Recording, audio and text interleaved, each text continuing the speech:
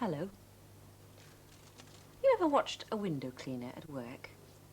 Washing and cleaning the windows of your house? Well, today's story is about a window cleaner who travels around in a little yellow van. Are you ready? Once upon a time, there was a little yellow van. He belonged to Mr. Williams, the window cleaner. Every morning, Mr. Williams said, "Come on then, sunshine. Time to go to work." They cleaned the windows of big houses, and they cleaned the windows of small houses. They cleaned the windows of blocks of flats.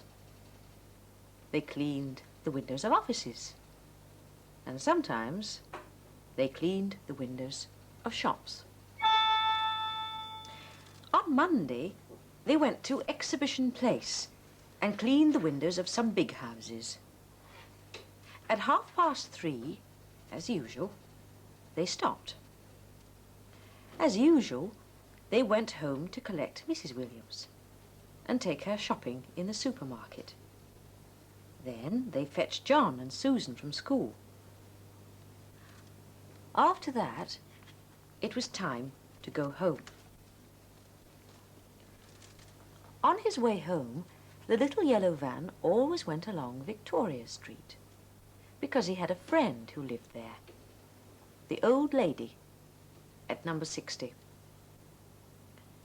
He didn't know her name, so he called her Mrs. Smiley. Number 60 was a little different from the rest of the houses in Victoria Street. On winter afternoons, a cheerful fire sent little grey curls of smoke up the chimney. And the garden of number 60 was tidy. No toffee papers lying about, no bus tickets, and never any weeds. The little yellow van went slowly down the street, and at number 60, he said... Then Mrs. Smiley came to the window and waved and smiled at the little yellow van. And the little yellow van went cheerfully home, knowing that his friend was well and happy. On Tuesday, they went to Railway Terrace and cleaned the windows of some small houses. As they went home through Victoria Street, and the little yellow van passed number 60, he hooted as usual. But no old lady waved and smiled. There was no fire, no curly grey smoke. And in the front garden was a toffee paper. The little yellow van was so worried he forgot to signal when he turned right, and he nearly collided with a post office van. On Wednesday, they went to Kingfisher Court and cleaned the windows of some blocks of flats. As they went home through Victoria Street, the little yellow van said... There was still no sign of Mrs. Smiley, and in the front garden was a toffee paper, a bus ticket, and a chewing gum wrapper. The little yellow van was so worried he forgot to stop at the traffic lights, and he nearly collided with a double-decker bus. On Thursday, they went to the busy High Street and cleaned the windows of some offices. As they went home, through Victoria Street, the little yellow van said, and then again louder. There still was no sign of Mrs. Smiley. And in the garden was a toffee paper, a bus ticket, a chewing gum wrapper, and a dandelion weed. The little yellow van was so dreadfully worried that he went around the roundabout the wrong way, and he nearly collided with a petrol lorry. On Friday, they went to the shopping precinct and cleaned the windows of some of the shops. The little yellow van worried all day. As they went home through Victoria Street, he said... And then he stopped, quite still, right in front of number 60, and he wouldn't move. He would not move.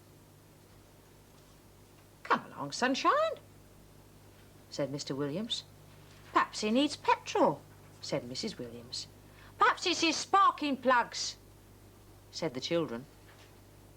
Mr. Williams said, "I'll have to ring the garage. I'll just pop into number 60 here and ask if I can use their telephone." Mr. Williams disappeared into the house after going up the path.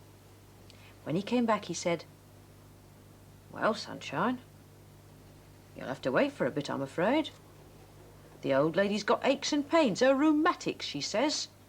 Then what gets her in the winter? She's got aches in her back and pains in her fingers, so she can't fetch coal to light the fire. And she can't dust," said Mrs. Williams.